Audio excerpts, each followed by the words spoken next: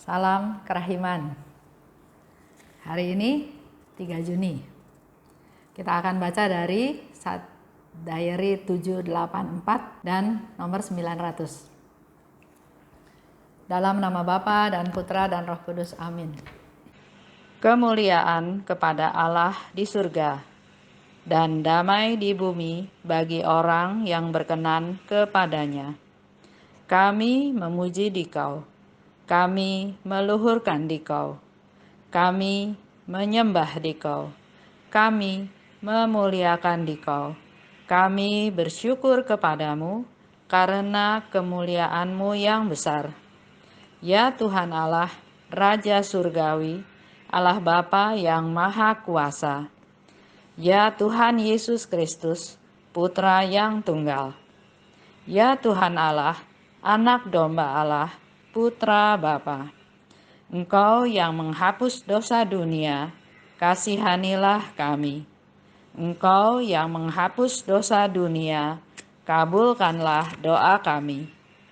Engkau yang duduk di sisi Bapa, kasihanilah kami. Karena hanya Engkaulah kudus, hanya Engkaulah Tuhan, hanya Engkaulah Maha Tinggi, ya Yesus Kristus.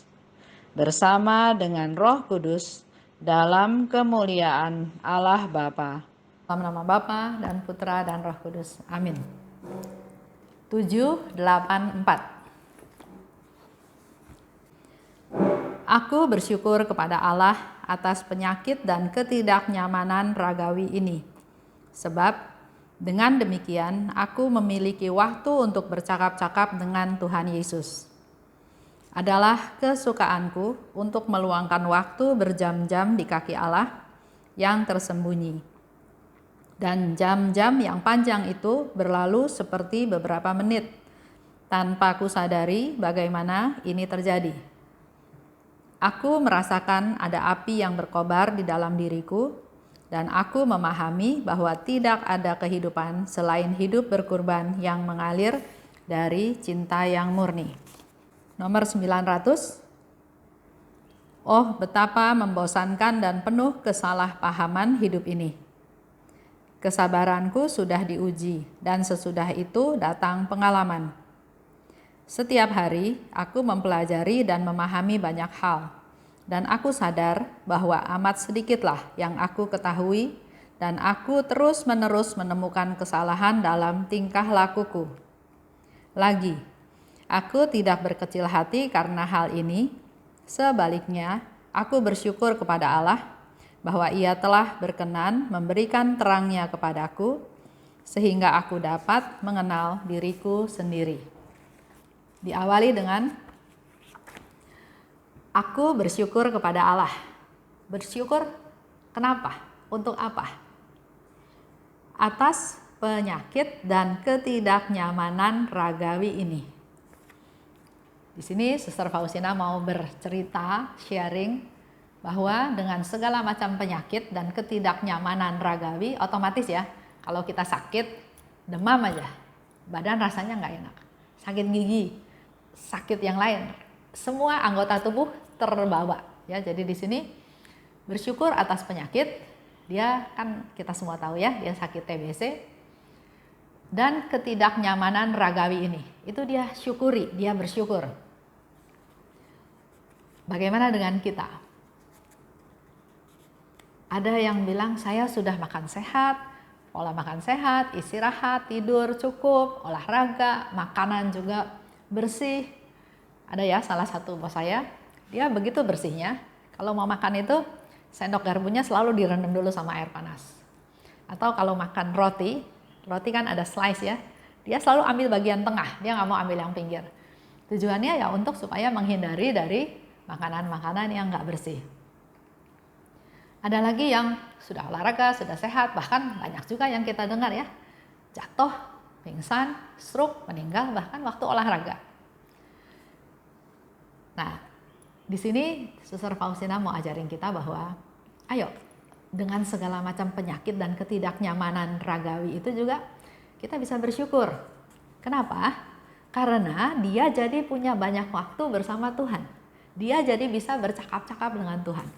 Kalau sepanjang hari bangun, terus kita rencana mau bikin ini, mau bikin itu, rencana kerja ini, kerja itu, terus sampai malam, akhirnya capek, udah nggak ada waktu lagi sama Tuhan. Tapi dengan dia sakit, dia terbaring di rumah sakit, di ranjang, otomatis dia punya banyak waktu untuk bercakap-cakap dengan Tuhan. Jadi ada teman juga ya, dia tahu bahwa lewat di situ licin. Walaupun dia sudah tahu, dia berhati-hati, tapi ternyata kepleset juga, jatuh juga. Akhirnya dia masuk rumah sakit, harus dioperasi. Nah, di masa dia di rumah sakit itu, itulah waktu yang paling baik, paling indah untuk dia bisa istirahat. Bisa punya banyak waktu lagi dengan Tuhan. Berbicara, bercakap-cakap, berdoa. Karena kalau terus kerja terus, mungkin ada hal-hal di luar itu yang dia tidak ketahui yang bisa terjadi. Dengan sakit, dengan jatuh, otomatis dia menurunkan aktivitasnya, kegiatannya untuk juga kasih badan ini beristirahat. Suster Faustina bilang, aku punya banyak waktu bercakap-cakap dengan Tuhan. Dan kesukaanku adalah memang meluangkan waktu berjam-jam di kaki Allah. Setiap orang punya keinginan, punya hobi, punya minat ya. Kalau punya waktu luang, apa yang dilakukan? Pergi makan keluar, jalan-jalan di mall, nonton, banyak hal. Itu juga pilihan. Nah, kalau Suster Faustina, dia ada waktu luang, dia datang ke kaki Tuhan.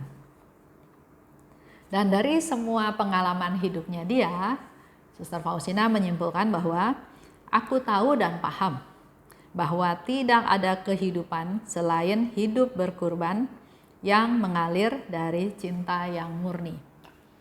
Kita hidup bukan untuk diri kita sendiri. Kita hidup untuk orang lain. Kita diberi rahmat, diberi talenta, diberi bakat, bukan untuk kita. Untuk kita pakai untuk membantu orang lain. Jadi di sini Suster Faustina katakan, tidak ada kehidupan selain hidup berkurban. Kalau hidupnya fokusnya buat diri sendiri, apa-apa buat saya, itu bukan hidup. Dia nggak ada tabungan apa-apa nanti di surga. Karena semuanya buat saya. Ya. Di sini Suster Faustina kasih tahu bahwa hidup ini adalah berkurban. Berkurban buat siapa? Kembali lagi, kita panggilannya sebagai apa? Kalau kita panggilannya sebagai suami, berkurban untuk keluarga. Kerja, sungguh-sungguh, bertanggung jawab, memberi nafkah kepada anggota keluarganya. Jadi dia capek, dia harus kerja, dia banting tulang, berkurban. Untuk siapa? Untuk keluarganya. Begitu pula dengan istri. Istri juga sesuai panggilannya menjadi pendamping suami. Dia juga berkorban. Bagaimana dengan uang yang seadanya, secukupnya, dia harus bisa melakukan sesuatu supaya kebutuhan anggota keluarganya terpenuhi. Kalau uangnya cukup, dia bisa belanja, bisa lakukan. Tapi kalau uangnya pas-pasan, ya, bagaimana dia meng-create supaya dengan uang yang ada, dia bisa memenuhi kebutuhan keluarganya. Lagi zaman sekarang, COVID-19, juga sebetulnya adalah kesempatan buat kita-kita semua. Menjadi kesempatan untuk kita untuk berkorban. Untuk siapa? Untuk keluarga. Kalau tadinya kerja, pergi pagi, pulang sore, pulang malam tanpa tahu keadaan di rumah, sekarang dengan dia di rumah, dia mulai melihat sebetulnya apa kebutuhan daripada keluarga saya, anak-anak saya, suami saya. Dan dengan talenta yang ada, dia mulai punya ide. Saya masak. Saya mulai jual. Dengan begitu ada income. Jadi ada tekanan, permasalahan, dan dia punya niat berkorban, bukan memanjakan diri, bukan malas-malesan, cuma buka mata, oh masih COVID, besok buka mata lagi, masih COVID, besok buka mata lagi, masih PSBB, bukan itu. Tapi ayo, ini kesempatan kita untuk kreatif. Sehingga di sini dikatakan oleh Suster Faustina bahwa tidak ada kehidupan selain hidup berkurban. Dan berkorban itu juga harus ada dasar. Dasarnya adalah dengan cinta yang murni. Ada banyak orang misalnya bilang, suami itu bilang, saya kerja banting tulang, saya kerja macam-macam, kerja berat untuk dukung keluarga. Jadi sudah sepantasnya kalian melayani saya, ya. Ada satu contoh, satu cerita suami istri. Suami dan istri sama-sama kerja. Tapi suaminya ini merasa, saya di rumah ini suami yang harus dihargai oleh istri, yang harus dilayani oleh istri. Saya sudah kerja berat dari pagi sampai sore, saya pulang, saatnya saya istirahat.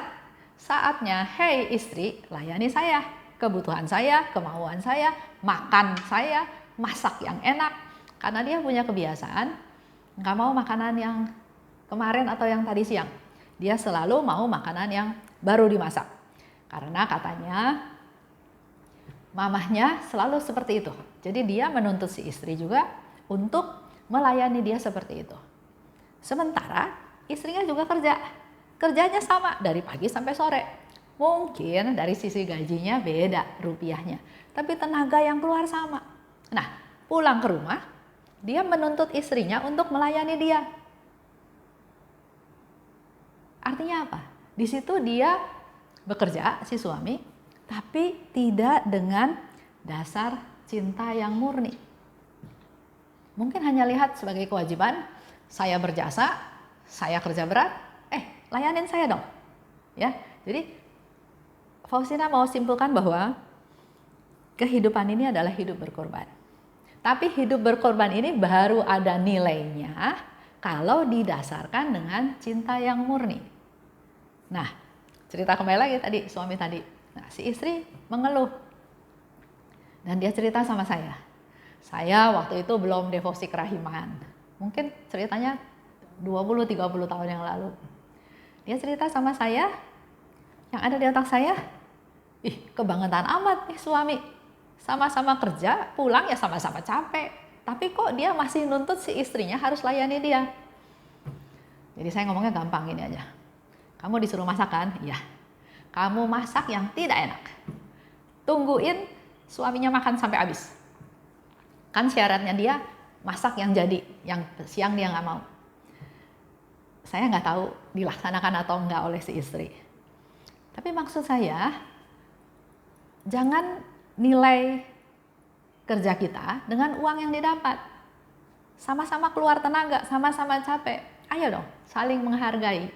Bukannya di kantor kerja, di rumah dia jadi yang berkuasa, diktator. Bukan gitu. Ya. Suster Faustina bilang, hidup ini adalah berkorban. Dan kita harus lakukan itu dengan dasar cinta yang murni. Baru hidup itu ada artinya. Lanjut ya. Suster Faustina bilang lagi, aduh betapa membosankan dan penuh kesalahpahaman hidup ini. Jadi dalam kehidupan sehari-hari kita juga sering ketemu sama salah paham. Kita ingin bantu dia, tapi dia pikirnya, mau cari muka. Mau kelihatan sok pura-pura baik. Ya, contoh. Di kongregasinya Suster Faustina itu, kayaknya ada satu periode di mana dia kasih makan ke pengemis, ke tunawisma gitu ya. Nah, pengemis ini datang. Ya biasa lah ya, dikasih makan, sama seperti kita pelayanan ya. Yang kita lakukan di Santo Egidio ya, kasih makan kepada sahabat jalanan atau kasih makan di mensa kepada orang-orang yang perlu kita layani. Berapa hari kemudian, datang lagi pengemis ini. Suster Faustina menunjukkan perhatiannya bahwa kamu datang, saya tahu. Sekarang kamu datang, saya kenal kamu loh, saya memperhatikan kamu loh, saya peduli sama kamu loh, gitu kan. Jadi dia sapa. Apa yang terjadi? Bukan senang disapa, tapi malah si pengemis itu malu. Karena ternyata dia ketahuan, udah minta makan kemarin, hari ini minta makan lagi. Jadi dia nggak jadi makan, dia cepet-cepet pergi. Faustina bingung, kenapa? Terus langsung dia sadar, saya salah. Saya menyinggung perasaan dia. Saya membuat dia malu. Jadi dia kejar lagi pengemisnya, diajak makan lagi, dilayani. Nah, melalui peristiwa itu, Suster Faustina katakan, setiap hari aku mempelajari dan memahami banyak hal. Karena hidup ini ternyata banyak salah paham.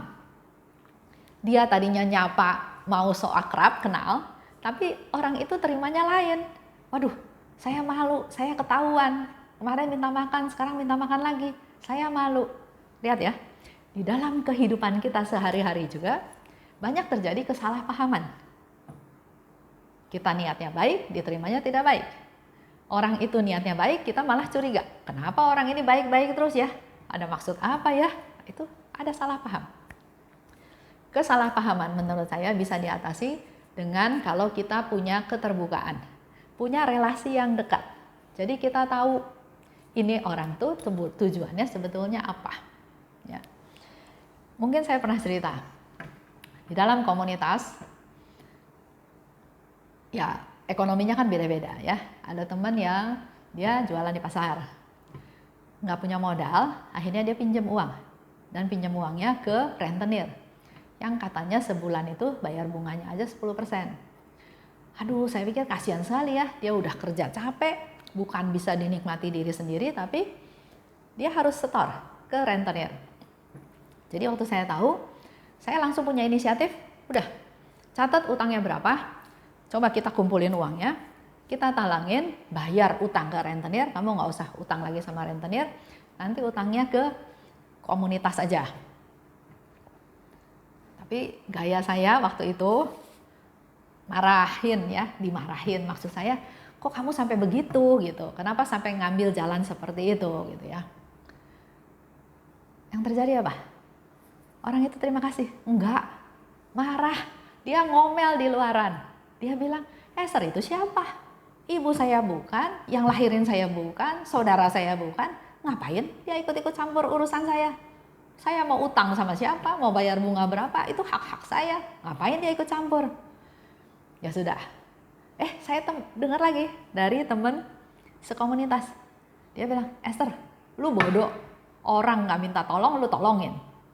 Kalau dia minta tolong, baru ditolongin. Kalau enggak, ngapain ditolongin? Nggak terima kasih. Malah dia marah-marah. Saya pikir lagi, iya benar juga ya. Kenapa saya ikut campur urusan dia? Saya kan nggak dimintain tolong. Ngapain saya rese? Mau ikut campur urusan orang. Tapi saya pikir lagi, kasihan orang ini. Mungkin dia malu, nggak berani ngomong, jadi saya yang punya inisiatif. Tapi akibatnya apa? Ya itulah, terjadi salah paham. Berbulan-bulan dia nggak pernah datang ke komunitas. Tapi dengan proses itu, akhirnya dia utangnya beres, dia sekarang usaha dan usahanya maju, diberkati Tuhan dengan semakin enak, semakin laku makanannya. Itu cerita tentang salah paham. Pasti Bapak Ibu juga punya banyak kesalahpahaman. Karena situasi, karena keadaan orangnya, karena banyak hal, ya. Tapi di situ Suster Faustina bilang, dengan setiap peristiwa yang dia alami, setiap hari aku mempelajari dan memahami banyak hal. Jadi setiap kejadian, apakah menyenangkan atau menyedihkan, apakah kesuksesan atau kegagalan, ayo kita harus berani mengevaluasi. Setiap kejadian itu kita belajar. Aku terus-menerus menemukan kesalahan dalam tingkah lakuku. Itu salah satu kerendahan hati.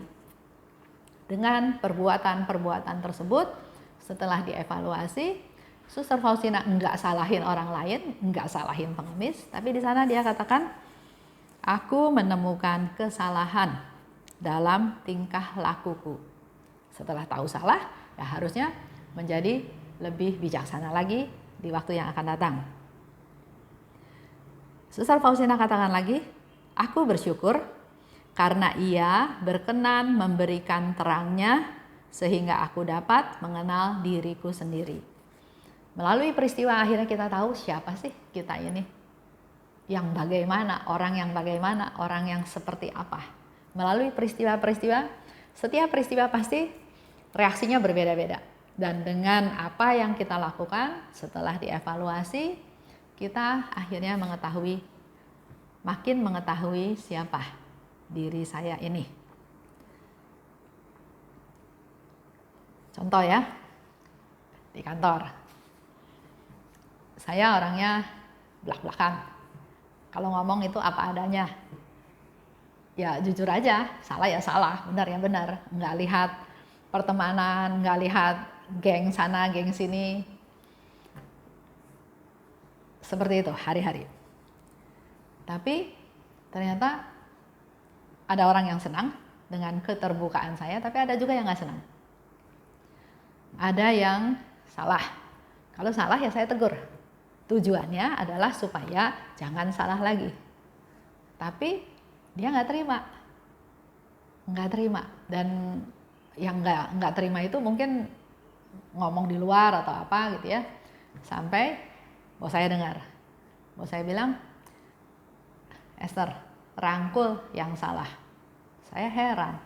Kok dia kasih nasihatnya seperti itu? Salah ya ditegur. Dia bilang rangkul yang salah. Nggak sesuai. Ya.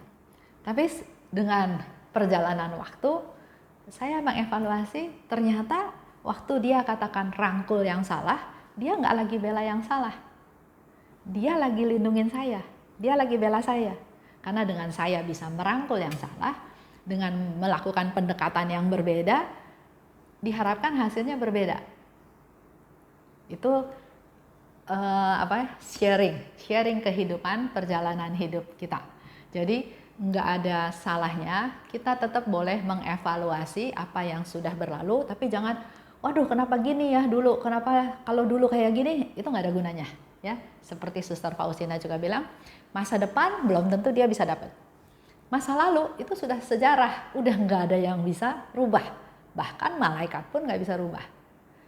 Yang berharga adalah masa kini. Tapi kita bisa belajar dari masa lalu supaya di masa yang sekarang dan yang akan datang, hidup kita menjadi lebih baik, lebih berkenan. Itu aja sharing hari ini. Kita tutup dengan doa ya. Dalam nama Bapa dan Putra dan Roh Kudus, amin. Allah Bapa di surga, terima kasih atas sharing Suster Faustina, di mana dia bisa bersyukur atas penderitaan, atas sakit penyakit, atas ketidaknyamanan ragawinya. Karena bukan fokus kepada penyakitnya, tapi melalui penyakit tersebut dia menerima banyak manfaat. Antara lain bisa punya banyak waktu yang lebih banyak untuk bercakap-cakap dengan Engkau. Berkati kami semua Tuhan, agar kami bisa mensyukuri apapun yang terjadi dalam hidup kami, baik kesuksesan, kegagalan, kegembiraan, kesedihan, juga termasuk penyakit. Bila itu harus kami alami, karena kami percaya Engkau tidak akan membiarkan kami, Engkau tetap akan melindungi kami, memelihara kami, dan memberikan yang terbaik untuk kami. Terima kasih Tuhan. Dalam nama Putra-Mu kami berdoa dan bersyukur. Amin. Demi nama Bapa dan Putra dan Roh Kudus, amin. Salam kerahiman.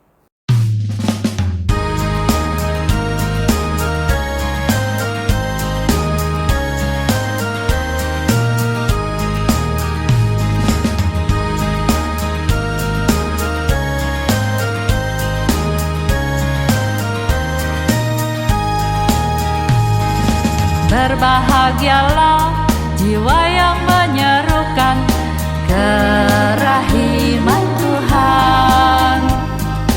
Jiwa itu akan dibela oleh Tuhan sebagai kemuliaan-Nya. Pujilah kerahiman Tuhan dengan mengandalkan kerahiman-Nya. Pujilah kerahiman Tuhan sepanjang hidupmu. Pujilah kerahiman Tuhan dengan mengandalkan kerahiman-Nya itu. Pujilah kerahiman Tuhan sepanjang hidupmu.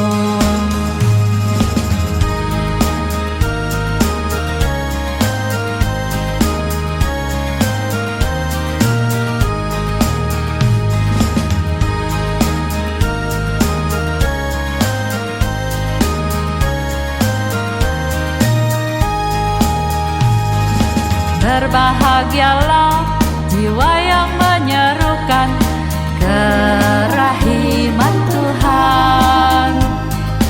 Jiwa itu akan dibela oleh Tuhan sebagai kemuliaan-Nya. Pujilah kerahiman Tuhan dengan mengandalkan kerahiman-Nya itu. Pujilah kerahiman Tuhan sepanjang hidupmu. Pujilah kerahiman Tuhan dengan mengandalkan kerahiman-Nya itu. Pujilah kerahiman Tuhan sepanjang hidupmu.